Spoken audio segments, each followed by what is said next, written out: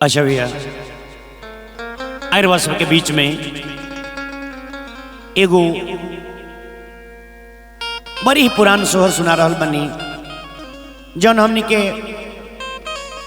पुरान माता बहन सब गाइले हमनी के पुरानिया दादी इया ये सब लोग आवत रहल। कैसे आहे आहे प्रेम चिरैया झरका चारी बोला हुए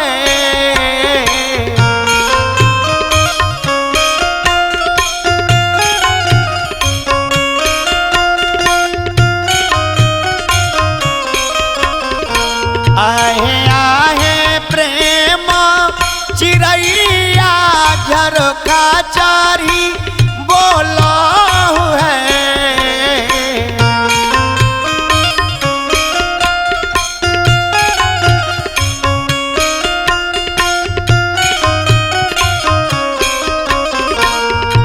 ए चिरई जाहू बोलिया बोलिया कचहरिया जहाँ पर ससुर जी बैठल हुई है।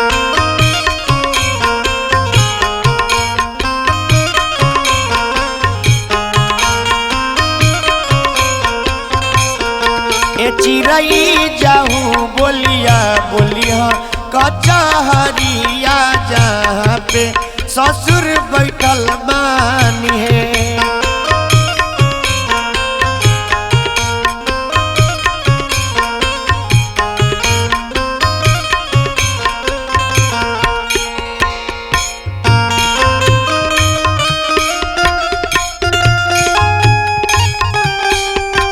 क्या बात है।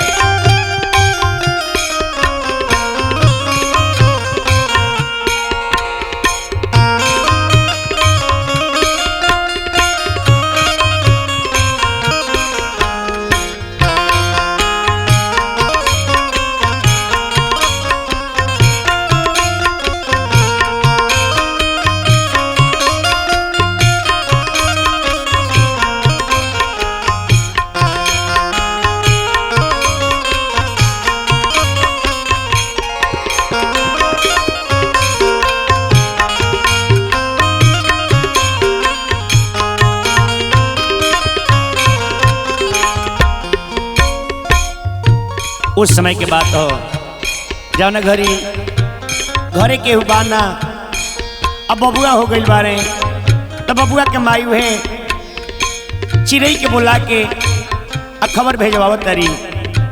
चिड़ई जब खबर दिली हो अपने ससुर जी के तो का भइल हो वहाँ से ससुरा मोरा चल भैनी माहे अंगना खार भैनी माहे अंगना खार भैनी है।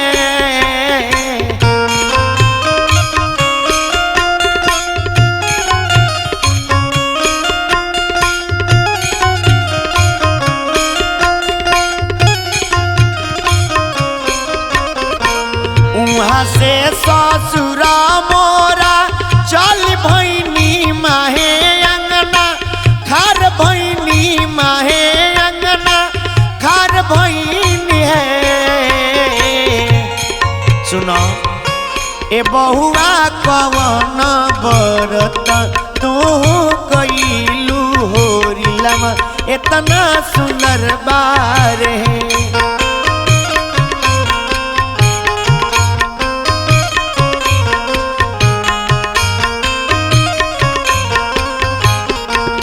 बहुआ कवन बरत तू कैलू बबुआ इतना सुंदर बार है।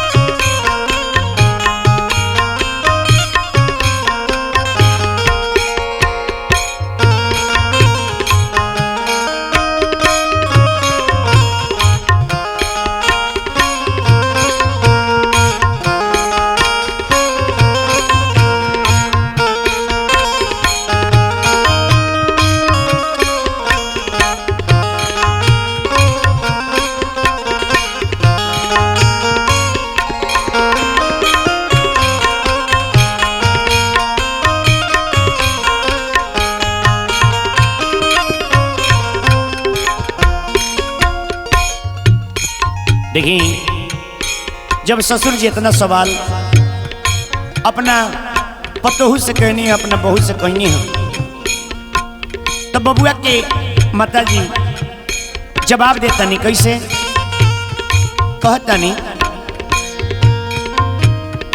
कहनी छठी माई के बरतिया तरतिया के कोसी भरनी रतिया के कोसी भरनी है।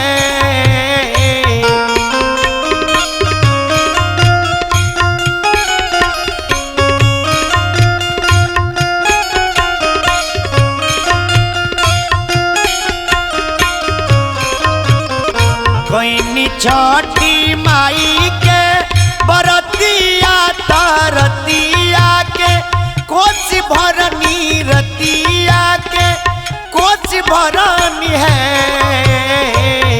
सुनी हम तो दिहनी सूरज देव के रघिया हो रिलवा इतना सुंदर बार है।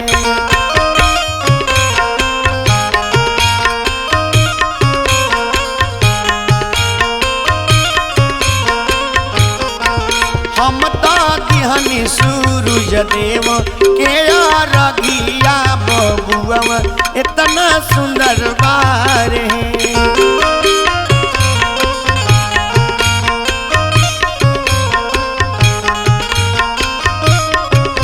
ए बबलू बाबू इसे अंत में कहे के बाद, बबुआ मुँह के सोहर गाई ले गाई के सुनाई ले गाई के सुनाई ले।